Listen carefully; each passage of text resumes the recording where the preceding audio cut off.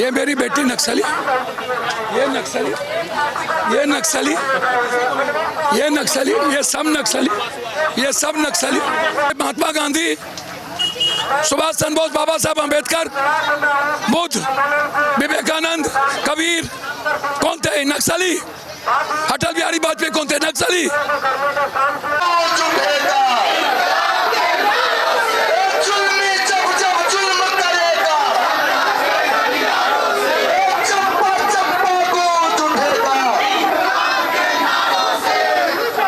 हमारी मांग है कि मेरे मम्मी पापा को जस्टिस मिले, हमें जस्टिस चाहिए। मेरी मम्मी 8 साल से असिस्टेंट प्रोफेसर है, इनकी जॉब परमानेंट क्यों नहीं हो रही है? मुख्यमंत्री जी से कहना चाह रहा हूँ कि आज आप उस स्थिति में पहुंच गए, निर्णय लेने की स्थिति में पहुंच गए, तो सर मुख्यमंत्री जी आप ही की मांग है, आप हमारी मांगों को पूरा कर दीजिए। नमस्कार, आप देख रहे हैं सिटी पोस्ट लाइव। मैं हूं श्रीकांत प्रत्युष। देखिए यहाँ पर पप्पू यादव अनशन पर बैठे हैं और कई मांगे हैं छात्रों की। उन छात्रों की मांग के समर्थन में पप्पू यादव अनशन पर बैठे हुए हैं। तो हम बात करेंगे पप्पू यादव जी से। पप्पू जी, क्या है बेटा, बताओ क्या मांग है? हमारी मांग है कि मेरे मम्मी पापा को जस्टिस मिले, हमें जस्टिस चाहिए। मेरी मम्मी 8 साल से असिस्टेंट प्रोफेसर है, इनकी जॉब परमानेंट क्यों नहीं हो रही है? हम लोग चाहते हैं कि इन्हें राइट मिले, इन्हें इनका जस्टिस मिले। अगर ये मेरी माँ को ही नहीं, इन सबको जस्टिस मिले।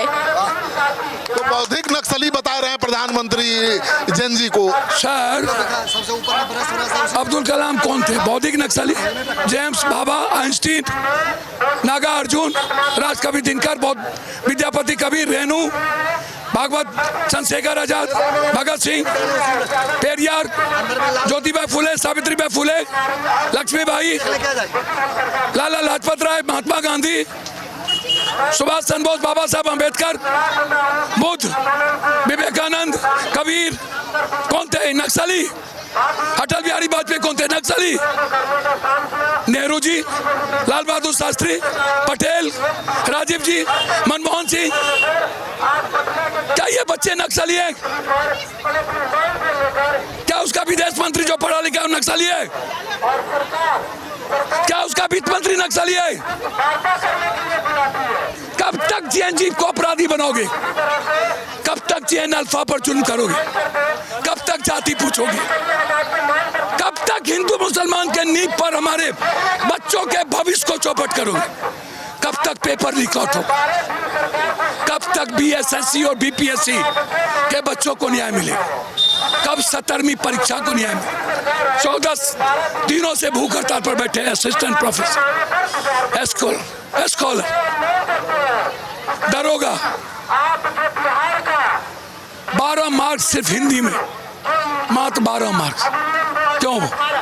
किसान का बेटा इसीलिए, मजदूर का बेटा इसीलिए, गरीब का बेटा है। ठीक,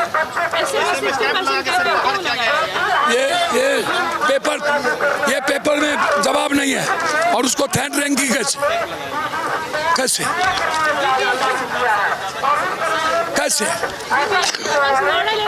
और ये ऐसे का नया मॉडल, सरकार व्यवस्था के खिलाफ जो आवाज उठाएगा वो नक्सली है। वही तो कह रहे। ये मेरी बेटी नक्सली, ये नक्सली, ये नक्सली, ये नक्सली, ये सब नक्सली, ये सब नक्सली, ये हमारी बच्ची पोती नक्सली, ये सब नक्सली। तो क्या करेंगे? हम तो एक बिहारी हैं। नीट्स के आंदोलन हुए 2 साल पहले, हम ओथ के दिन हमने हैशटैग रीनीट किया था। हमने कहा था हैशटैग रीनीट।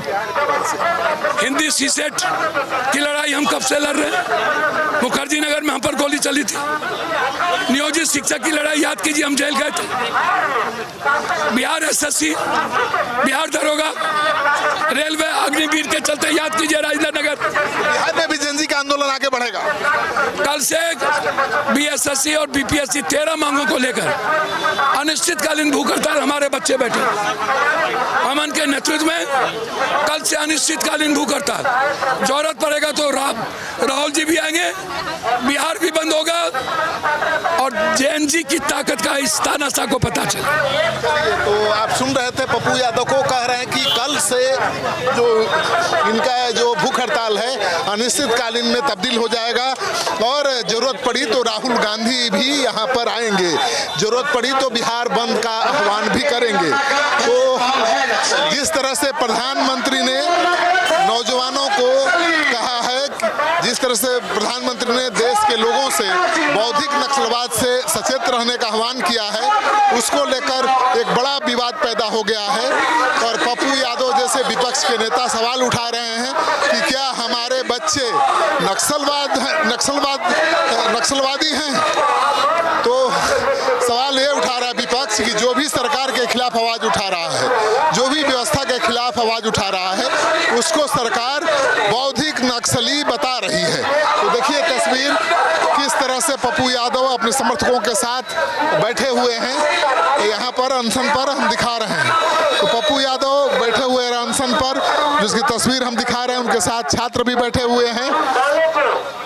तो सैकड़ों छात्र यहाँ पर हैं। ये अतिथि शिक्षकों को अस्थायी कब करोगे? तो शिक्षकों की मांग है, छात्रों की मांग है और अपनी अपनी मांग को लेकर सारे लोग यहाँ पर धरना पर बैठे हुए। क्या मांग है आप लोग? सर हमारी मांग जो है वो 6 बिंदुओं पे है। जो सबसे पहला बिंदु है वो 2018 में यूजीसी द्वारा जो नियमावली तय की गई है, उस नियमावली में 3A का जिक्र है, जो सिलेक्शन की जो है प्रावधान किए गए हैं, उसको लागू किया जाए। क्योंकि यूजीसी के रहते हुए आपको क्या आवश्यकता पड़ गई है कि बिहार में जो है इसका यूजीसी के दरकिनार करने के। अब हम एक बात सर आपको एक विरोधाभासी बात मैं आपको बता दे रहा हूँ। 2014 में प्रोफेसर की जो बहाली आई सहायक प्राध्यापक के लिए, उसमें बिहार के हजारों अभ्यर्थियों को ये कहते हुए, हजारों अभ्यर्थी वो जो पीएचडी की धारी थे, जो बिहार से पीएचडी किए हुए थे, वो उनको ये कहते हुए अलग कर दिया गया था कि आप यूजीसी के रेगुलेशन पीएचडी से संबंधित 2009 से के आधार पर आपने पीएचडी नहीं किया है।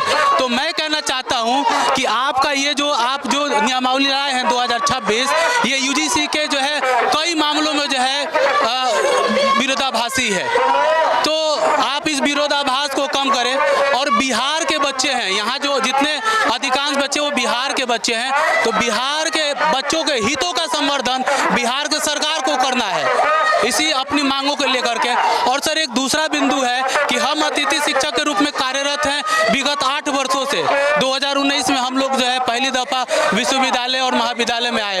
उस समय स्थिति बहुत खराब थी बिहार के उच्च शिक्षण संस्थानों की, तो हमने उस समय से लेकर के आज तक हम संभालते आ रहे हैं। और ये जो आप पोस्टर देख रहे हैं सर, ये पोस्टर जो है ये जब हमारे माननीय मुख्यमंत्री जी जब नेता प्रतिपक्ष थे, तो वो सदन के मुख्य द्वार पे ये एक तख्ती लेकर के हमारी मांगों को उन्होंने रखा था।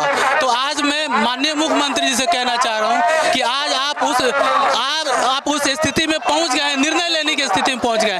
तो सर मुख्यमंत्री जी आप ही की मांग है, आप हमारी मांगों को पूरा कर दीजिए। देखिए सबकी अपनी अपनी मांगे हैं और किस तरह से यहाँ पर पप्पू यादव इस अनशन में, इस धरना में शामिल होकर इसको राजनीतिक रंग देने में जुटे हुए हैं। आप देख लीजिए तस्वीर।